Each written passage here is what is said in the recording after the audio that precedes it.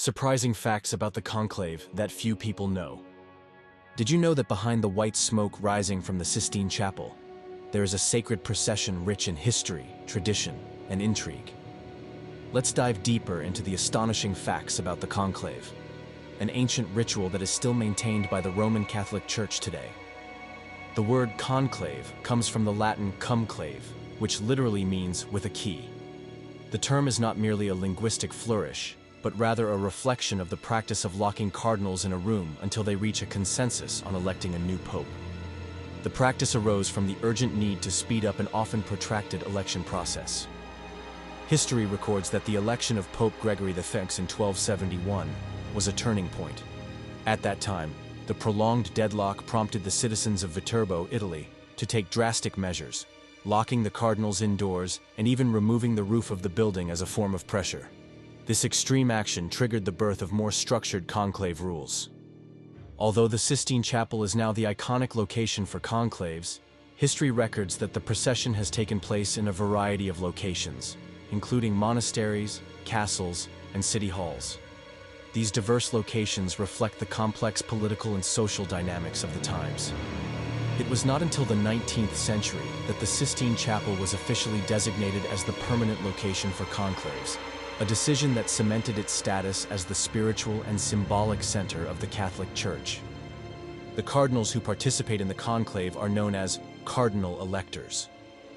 Their number is limited to 120 men under the age of 80.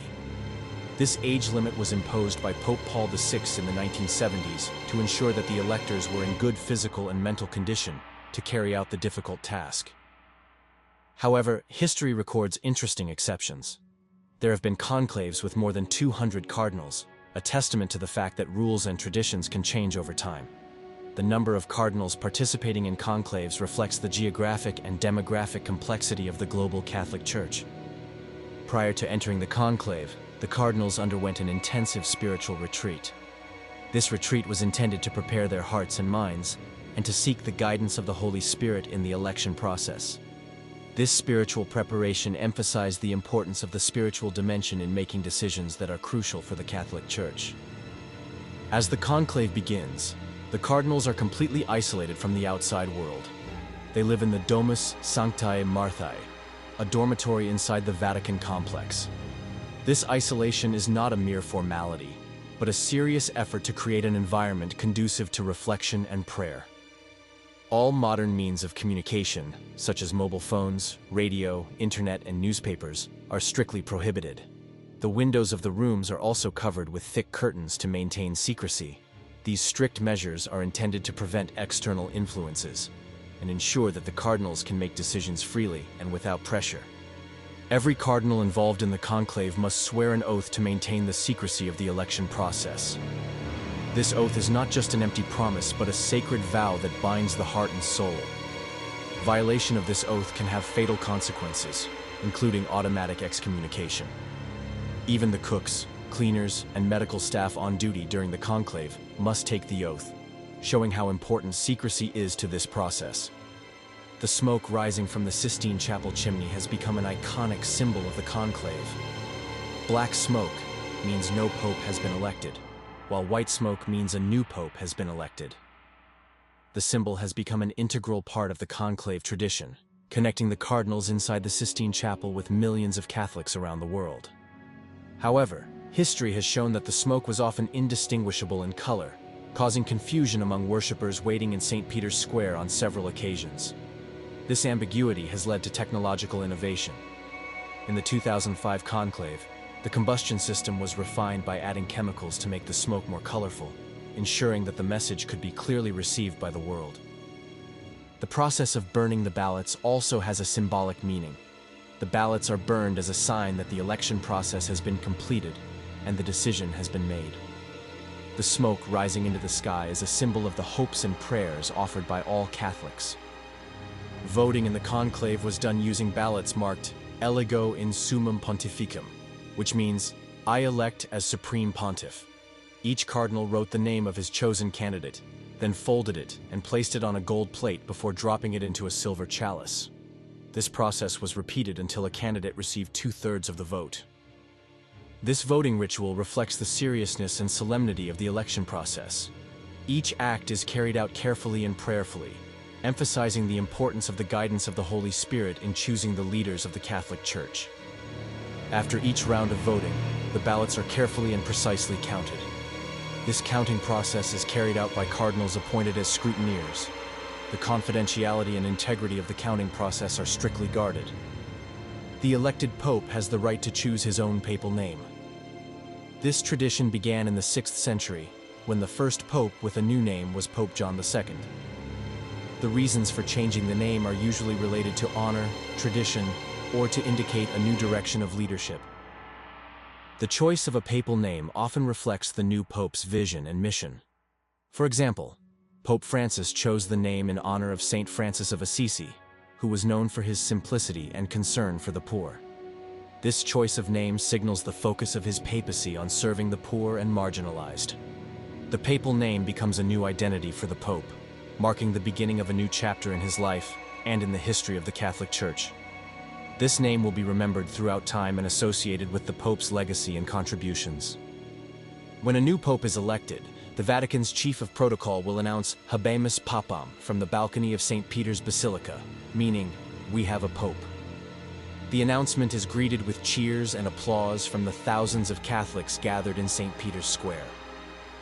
The announcement of Habemus Papam marked the end of a period of waiting and the beginning of a new era in the Catholic Church. The world watched with anticipation as the new pope appeared on the balcony and gave his first blessing to the congregation. However, history records rare exceptions. There have been cases where a pope-elect has refused the office.